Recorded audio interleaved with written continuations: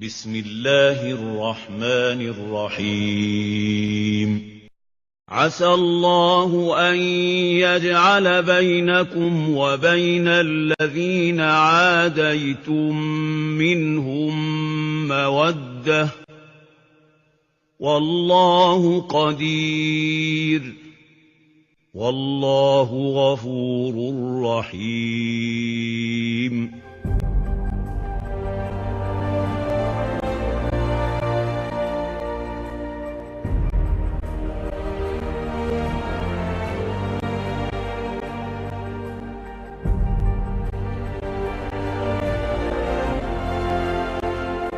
Assalamualaikum warahmatullahi wabarakatuh. Selamat pagi pemirsa Trans 7.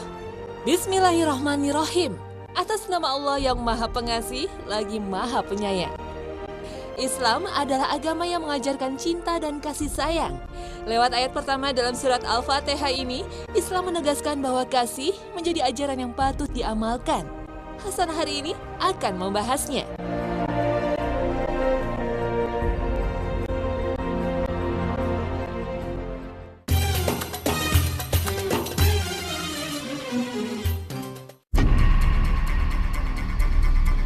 Bismillahirrahmanirrahim.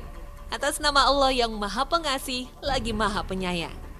Ar-Rahman adalah proses kasih sayang Allah kepada setiap makhluknya yang taat untuk beribadah kepadanya sehingga akan melahirkan Ar-Rahim. Sejatinya kata Ar-Rahim berasal dari kata Rohmun atau kasih sayang tak bertepi. Kalau di Indonesia kata Rohmun menjadi Rahim. Disinilah kata Rahim kemudian diserap dan dimaknai bahwa Rahim menjadi sebuah simbol kasih sayang ibu kepada anaknya. Kita semua tahu bahwa kasih seorang ibu kepada anaknya sangatlah besar. Bahkan tak jarang nyawa menjadi taruhan ibu untuk kelangsungan hidup anaknya. Seperti yang banyak terjadi di meja operasi persalinan misalnya. Banyak sekali ibu meninggal demi kelangsungan buah hatinya untuk tetap hidup dan melanjutkan kasih ibunya. Lalu bagaimana dengan kasih Allah kepada umatnya? Bayangkan saja oksigen yang kita perlukan untuk bernafas. Tanpa kasih Allah, maka saat ini di tengah polusi dan keserakahan manusia akan gas buang dan penebangan liar, maka kita akan sulit bernafas karena oksigen yang kita butuhkan sudah dalam kondisi beracun. Di sini kita bisa melihat bahwa dengan kasih seorang ibu akan memberikan nyawanya untuk kelangsungan nyawa sang anak. Dengan kasih pula Allah menyelamatkan miliaran nyawa manusia di bumi ini untuk hidup. Kalau saja parameter kata kasih itu adalah nyawa, maka apa arti kasih bagi sepasang kekasih? Akankah kekasih Anda akan memberikan nyawanya untuk nyawa Anda?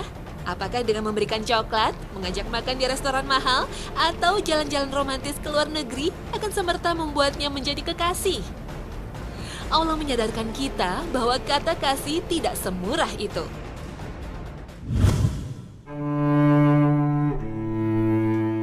Tanggal 14 Februari di beberapa negara termasuk di Indonesia dikenal sebagai Hari Kasih Sayang atau biasa dikenal dengan Valentine's Day. Menjelang hari itu, segala pernak-pernik simbol cinta dan kasih sayang menghiasi pusat perbelanjaan, hotel, restoran, dan tempat hiburan di kota-kota besar. Produk makanan manis seperti coklat dan permen menjadi produk utama yang laris manis di pasaran. Bunga mawar juga seakan menjadi aksesoris wajib dalam perayaan ini.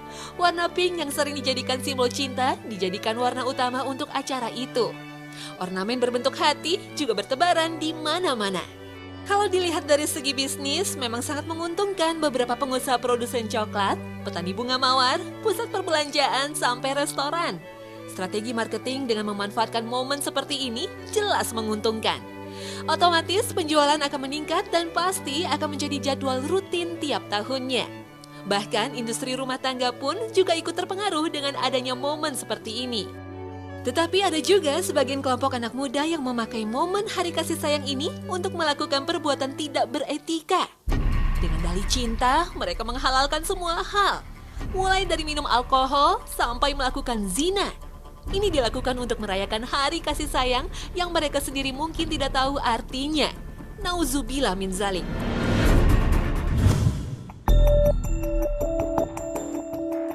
Kebiasaan merayakan Hari Valentine ini dimulai dari benua Amerika dan Eropa. Di Amerika, Hari Valentine ini biasanya dirayakan dengan bertukar kartu ucapan. Kartu Valentine pertama di Amerika Serikat diproduksi secara massal setelah tahun 1847. Mulai pertengahan abad ke-20, tradisi bertukar kartu itu berkembang dengan pemberian hadiah yang biasanya dilakukan oleh pria kepada wanita. Hadiahnya bisa berupa bunga mawar, coklat, bahkan berkembang sampai berlian. Namun sejarah Valentine ternyata tak berhenti sampai di sini. Masih ada banyak versi tentang Valentine yang masing-masing mengklaim tentang asal perayaan ini.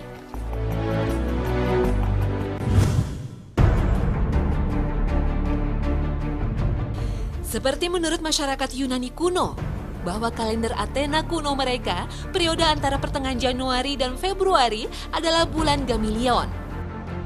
Pada bulan itu dipercaya Dewa Zeus, dewa tertinggi mereka, melakukan pernikahan dengan Hera, sosok dewi cinta kasih yang berasal sama dengan Zeus, kelompok para dewa. Untuk menghormati peristiwa itu, jadilah masyarakat merayakannya setiap tahun. Walaupun mungkin belum bernama Valentine.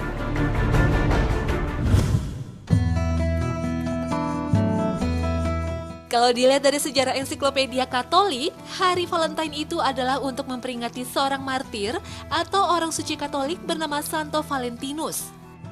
Tetapi keberadaan dan asal-usul Santo Valentinus ini juga tidak dapat dipastikan.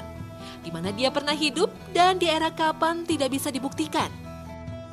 Bahkan Paus Gelasius I pada tahun 496 menyatakan bahwa tidak ada yang diketahui tentang martir ini.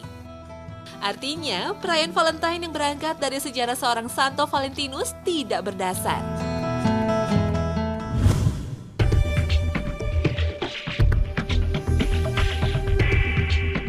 Memang banyak versi legenda tentang asal mula penetapan tanggal 14 Februari ini. Di Inggris dan Perancis pada abad ke-14, dipercayai bahwa tanggal 14 Februari adalah hari ketika burung mencari pasangan untuk kawin. Kepercayaan ini dituangkan dalam karya sastra Geoffrey Chaucer dalam cerita Parlement of Fowls atau Percakapan Burung-Burung. Apapun versi legendanya, yang jelas itu sama sekali bukan termasuk dalam budaya Islam. Dalam Al-Quran dan hadis, tidak ada yang menyebutkan tentang kisah itu. Dan itu menjadi patokan akurat untuk umat Islam dalam menyikapi perayaan ini. ولا تقف ما ليس لك به علم إن السمع والبصر والفؤاد كل أولئك كان عنه مسؤولا. Dan sebuah hadis juga sudah menyebutkan bahwa man tasabaha biqaumin fahuwa minhum. Apalagi kalau ikut merayakan Valentine dengan pesta pora dan menghambur-hamburkan uang. Dalam Al-Quran juga disebutkan bahwa sesungguhnya pemboros-pemboros itu adalah saudara-saudara syaitan dan syaitan itu adalah sangat ingkar kepada Tuhannya.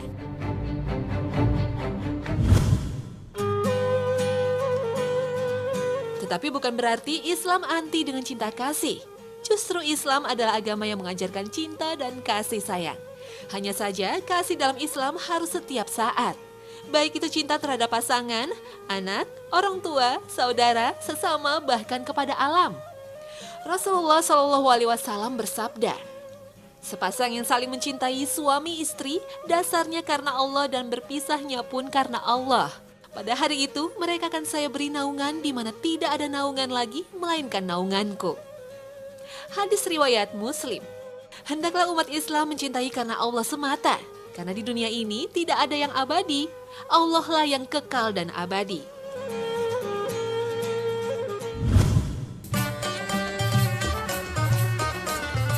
Romantisme cinta diajarkan oleh Islam. Bahkan Nabi Muhammad sebagai teladan pun selalu bersikap manis dan lembut terhadap istri-istrinya. Hal ini dilakukan untuk menjaga keharmonisan rumah tangganya. Dalam sebuah hadis disebutkan, wahai Aisyah, sesungguhnya Allah itu maha lembut yang menyukai kelembutan. Allah akan memberikan kepada orang yang bersikap lembut sesuatu yang tidak diberikan kepada orang yang bersikap keras dan kepada yang lainnya. Jadi untuk pasangan suami istri sebaiknya tetap menjaga romantisme dalam rumah tangga, meskipun sudah bukan pengantin baru lagi. Tetapi tetap dalam batas yang wajar dan tidak berlebih-lebihan. Khadijah binti Khuwailid adalah seorang janda cantik berusia 40 tahun yang kaya raya. Berbeda dengan Muhammad yang ketika itu masih belia dan bukan berasal dari golongan kaya. Kejujuran Muhammad ternyata menimbulkan kasih di hati Khadijah. Cinta dan ridho ilahi telah menyatukan mereka dalam ikatan pernikahan suci. Pernikahan yang berlangsung selama sekitar 25 tahun itu dipenuhi keharmonisan dan kebahagiaan. 5 orang anak hadir mengisi kebahagiaan mereka. Khadijah adalah istri teladan. Setelah 15 tahun pernikahan, barulah Muhammad diangkat menjadi Rasul. Dengan sabar dan setia, Khadijah selalu mendampingi Rasul dalam kondisi apapun. Mulai dari kondisi Rasul yang gemetar dan ketakutan ketika mendapat wahyu pertama, Khadijah dengan tenang menyelimuti Rasul dan tidak serta-merta ikut gelisah. Khadijah juga tetap setia mendampingi Rasul di masa-masa sulit perjuangan menyebarkan agama Islam. Rasul selalu dicaci, dihina, bahkan disiksa oleh kaum Quraisy. Sebagai istri Rasul, Khadijah juga ikut merasakan derita dan nestapa. Tetapi tidak menyurutkan semangatnya untuk tetap mendampingi Sang Al-Amin. Apalagi ketika kaum Quraisy memboikot dan mengusir Bani Hashim yang bersikeras dengan dakwahnya. Khadijah tetap setia memberi dukungan moral, bahkan sampai mengorbankan seluruh harta bendanya. Itulah yang membuat Rasul sangat mencintai istrinya ini sampai akhir hayatnya. Khadijah binti Khuwailid membuktikan kasihnya pada Rasulullah sampai akhir hayatnya. Sabda Rasulullah, Allah tidaklah menganugerahkan kepadaku seorang istri sebagai pengganti yang lebih baik daripada Khadijah. Dia beriman kepadaku ketika semua orang mengingkari kenabianku. Dia membenarkanku ketika semua orang mendustakanku. Dia mengorbankan hartanya ketika semua orang berupaya mempertahankannya. Dan dari rahimnya Allah menganugerahkan anak-anak bagiku, bukan dari perempuan-perempuan lain. Disebutkan dalam beberapa riwayat bahwa Rasul selalu menyenangkan hati istrinya. Beliau juga sangat menjaga dan menghormati perasaan istri-istrinya melebihi suami yang lain. Kemesraan Rasul yang biasa dilakukan terhadap istrinya antara lain selalu membelai istrinya, mencium istrinya setelah berwudu, bahkan saat berpuasa sekalipun. Rasul juga sering berbaring dan meletakkan kepalanya di pangkuan Aisyah. Beliau juga sering memanggil Aisyah dengan panggilan mesra yang disukainya seperti si pipi merah delima. Mungkin hal itu sepele, tetapi Rasul mencontohkan betapa seorang suami sebaiknya selalu menyenangkan hati istrinya. Bahkan ketika Aisyah marah sekalipun, Rasul selalu meredakan kemarahannya dengan mesra, kemudian mendoakannya. Begitu indahnya kemesraan Rasul dan istrinya ini menunjukkan betapa Islam sangat mementingkan sikap dan cara yang efektif untuk menyatakan cinta, kasih, dan sayang antara suami dan istri. Inilah teladan yang perlu kita contoh.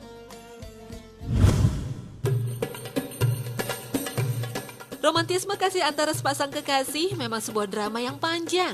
Selain Rasulullah, Nabi Adam dan Siti Hawa juga diuji oleh Allah kesetiaan kasih mereka. وَقُلْنَا يَا آدَمُ اسْكُنْ أَنْتَ وَزَوْجُكَ الْجَنَّةَ وَكُلَا مِنْهَا رَغَدًا حَيْثُ شِئْتُمَا وَلَا تَقْرَبَا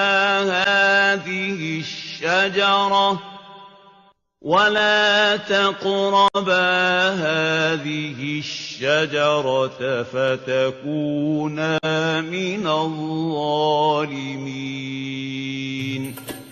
Hai Adam, diamilah oleh kamu dan istrimu surga ini, dan makanlah makanan-makanannya yang banyak lagi baik di mana saja yang kamu sukai.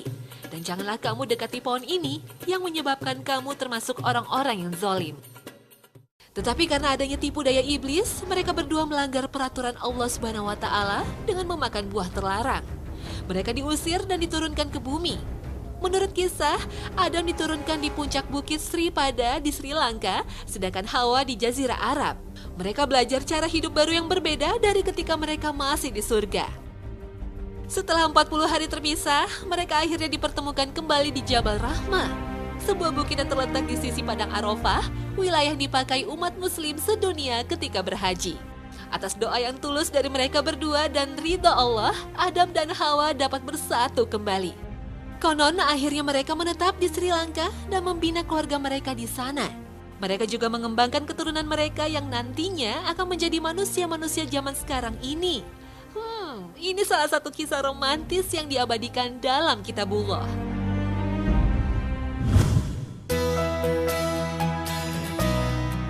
Kisah romantis selanjutnya adalah milik Ali bin Abi Thalib dan Fatimah Az-Zahra.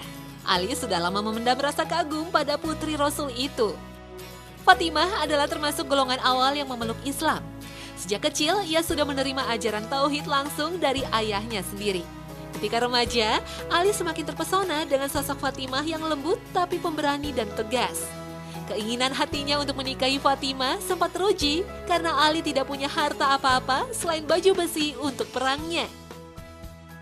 Sempat tersiar kabar bahwa Fatimah dilamar Abu Bakar, seorang sahabat Rasul yang paling dermawan, terpercaya dan punya harta melimpah. Tapi ternyata lamarannya ditolak. Lalu Umar bin Khattab yang seorang pemberani pun juga melamar Fatimah. Umar adalah seorang pejuang Islam yang gagah berani dan pemimpin yang diteladani. Ternyata lamaran ditolak lagi. Ali semakin bimbang karena apalah artinya dirinya jika dibandingkan dengan kedua orang itu. Dan ini membuat Ali bingung, laki-laki seperti apakah yang akan diterima sebagai menantu Rasul. Tetapi akhirnya atas dorongan teman-temannya dan kesungguhan hatinya, Ali memberanikan diri untuk melamar Fatimah. Tidak disangka, Rasul langsung menyetujui lamaran itu dan akhirnya menikahkan kedua muda-mudi itu. Pernikahan Ali dan Fatimah berlangsung sederhana.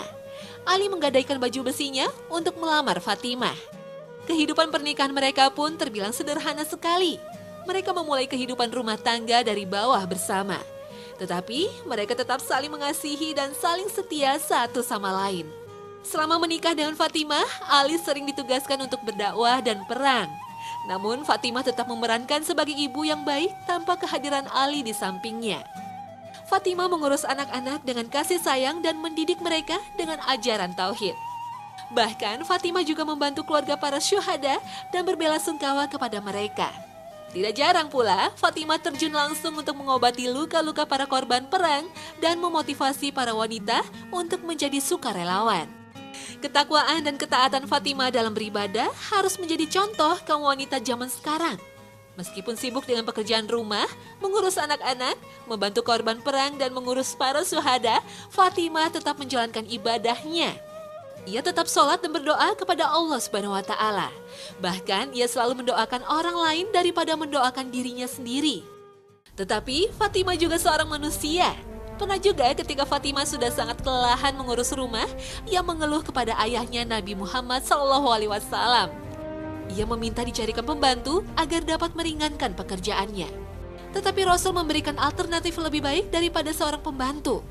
Rasul mengajarkan Fatimah doa dan zikir agar tetap kuat menjalani segala cobaan. Kisah ini mengajarkan kepada kita bahwa cinta kasih sangat dibutuhkan dalam sebuah rumah tangga. Meskipun dalam kondisi susah, tapi kalau iman kepada Allah juga kuat, maka ujian sebesar apapun akan dapat dilewati bersama. Dalam surat Asy-Syura 23 disebutkan, itulah karunia yang dengan itu Allah menggembirakan hamba-hambanya yang beriman dan mengerjakan amal yang soleh. Katakanlah, aku tidak meminta kepadamu sesuatu upah pun atas seruanku kecuali kasih sayang dalam kekeluargaan. Dan siapa yang mengerjakan kebaikan akan kami tambahkan baginya kebaikan pada kebaikannya itu. Sesungguhnya Allah Maha Pengampun lagi Maha Mensyukuri. Islam juga mengajarkan untuk mengasihi sesama, bahkan orang kafir sekalipun. Dalam surat Al-Mumtahanah ayat 7 disebutkan, mudah-mudahan Allah menimbulkan kasih sayang antaramu dengan orang-orang yang kamu musuhi di antara mereka. Dan Allah adalah Maha Kuasa, dan Allah Maha Pengampun lagi Maha Penyayang.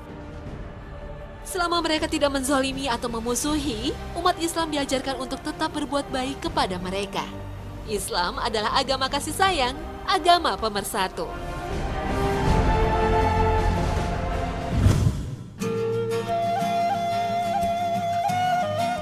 Jadi, bagi pasangan suami istri atau yang hendak melangsungkan pernikahan, selalu ditanamkan bahwa agama adalah pegangan utama. Niatkanlah segala sesuatu untuk ibadah kepada Allah Subhanahu wa Ta'ala. Ridho ilahi adalah yang menentukan semuanya. Rasa cinta kepada pasangan tidak boleh melebihi cinta kita kepada Allah dan Rasul-Nya. Tetapi dengan mencintai Allah dan Rasul-Nya, niscaya kita akan selalu menjaga rasa cinta kita kepada pasangan. Kasih sayang harus selalu kita jaga setiap hari. Tetapi tidak harus dengan perayaan satu hari yang mungkin justru akan menimbulkan mudarat.